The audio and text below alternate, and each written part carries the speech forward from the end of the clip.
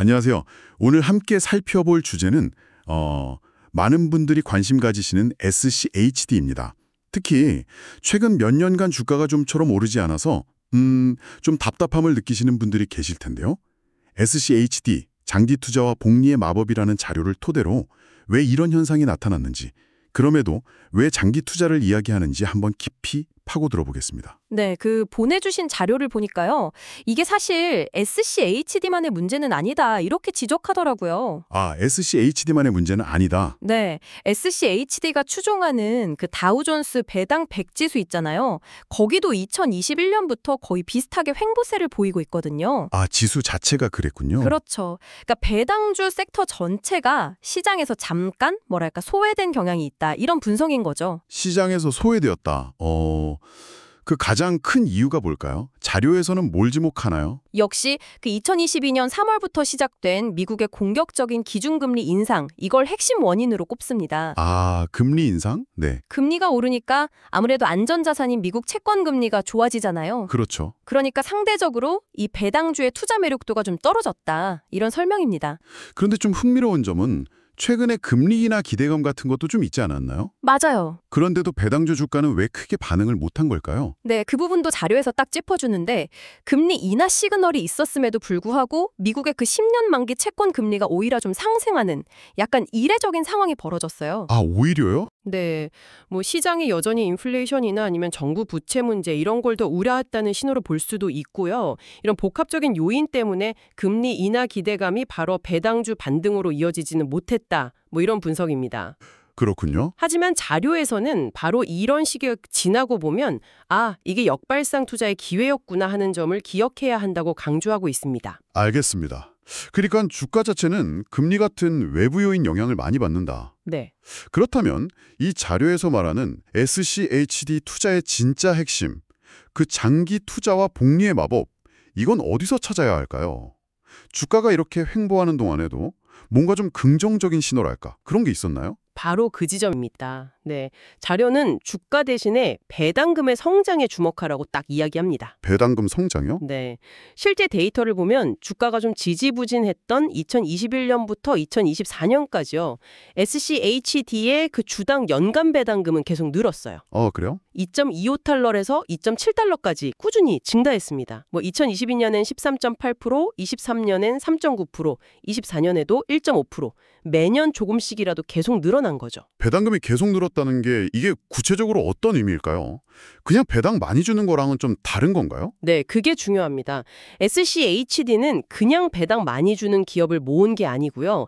재무적으로 좀 튼튼하고 이익이 꾸준히 늘어서 그 늘어난 이익으로 배당금을 성장시키는 기업들, 이런 기업들을 골라 담는 전략을 쓰거든요. 성장시키는 기업들. 그렇죠. 그러니까 배당금이 계속 늘어난다는 건 주가 횡보 속에서도 이 SCHD의 핵심 투자 전략, 그러니까 배당 성장 기업을 잘 골라내는 알고리즘은 여전히 잘 작동하고 있다. 이걸 보여주는 아주 강력한 증거라고 자료는 해석하는 겁니다. 그렇군요. 그럼 투자자는 바로 그 배당 성장 엔진에 베팅하는 거다. 이런 관점이네요. 네, 맞습니다. 알겠습니다. 그럼 주가 상승이랑 배당금을 합친 총 수익률, 이 관점에서는 어떤가요? 장기적으로는 괜찮았지만 최근에는 좀 부진했다, 이런 이야기도 있던데요. 네, 그 부분도 자료에서 솔직하게 다룹니다. 2020년 6월부터 5년 연평균 총수익률은 한 11에서 12% 정도로 꽤 안정적이었어요. 인플레이션 감안해도 괜찮은 성과였죠. 네, 11, 12%면 괜찮네요. 그런데 말씀하신 대로 최근 3년, 그러니까 2022년 6월부터 2025년 6월까지 이 기간만 딱 잘라서 보면 연평균 한 4, 5% 수준으로 좀 낮아져서 좀 낮아졌군요. 네, 그래서 투자자들 입장에서는 좀 불만이 나올 수 있는 지점이다, 이렇게 솔직하게 인정합니다. 단기 성과만 보면 답답할 수 있다는 거죠. 그렇죠. 이런 상황에서 좀 인내심을 가지라는 근거로 그 워런 버핏 사례를 들던데요. 코카콜라 이야기였죠. 좀 더 설명해 주시겠어요? 네. 워렌 버핏이 1988년에 코카콜라에 13억 달러를 투자했잖아요. 네. 근데 37년이 지난 지금 배당금으로만 매년 원금의 절반이 넘는 7억 달러 이상을 받고 있다, 이런 내용입니다. 와, 배당금만으로 원금의 50% 이상? 매년? 그렇죠. 근데 핵심은 버핏 역시 그 투자 기간 동안에요, 주가가 반토막 나기도 하고 또 8년 이상 횡보하는 그런 끔찍한 변동성을 다 견뎌냈다는 겁니다. 8년 횡보? 네, 금융위기 때 추가로 40% 하락도 겪었고요. 엄청났죠. 와, 그런데도 버텼군요. 하지만 중요한 건 그 순간에도 코카콜라의 배당금은 계속 증가했다는 거죠. 아, 주가는 떨어져도 배당은 늘었다. 정확합니다. 바로 그게 이 자료가 SCHD 투자자에게 던지는 메시지입니다. 주가 변동성은 견뎌내야 하지만 배당 성장이 계속되는 한 장기적인 관점을 유지해라. 이런 거죠. 물론 코카콜라는 단일 기업이고 SCHD는 ETF니까 직접 비교는 좀 어렵다는 반론도 있을 수 있겠지만요. 네, 맞아요. 그런 점도 고려해야죠.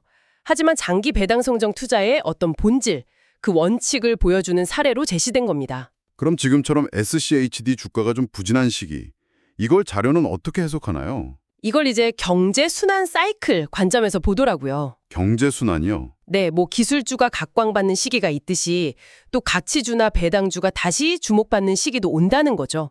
사이클이라는 게 있으니까요. 아, 언젠가는 또 배당주의 시간이 올 수 있다. 그렇죠.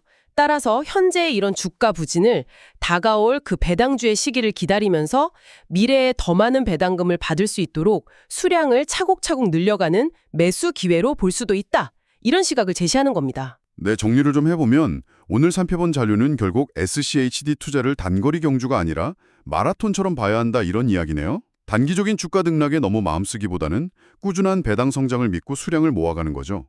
그러다 언젠가 시장의 관심이 다시 배당주로 돌아왔을 때 그 복리의 효과를 누릴 수 있다는 기대감을 갖는 거고요. 네, 정확히 그 말씀입니다. 그래서 마지막으로 이 자료의 관점에서 한번 이런 질문을 스스로에게 던져보시면 어떨까 싶어요. 만약에요, 경제 사이클상 언젠가 정말 배당주가 다시 주목받는 시기가 온다고 가정한다면 지금의 이 부진을 단순한 실망으로만 볼 것이 아니라 미래에 더 큰 배당 흐름을 만들기 위한 씨앗을 뿌리는 시기로 바라보는 것.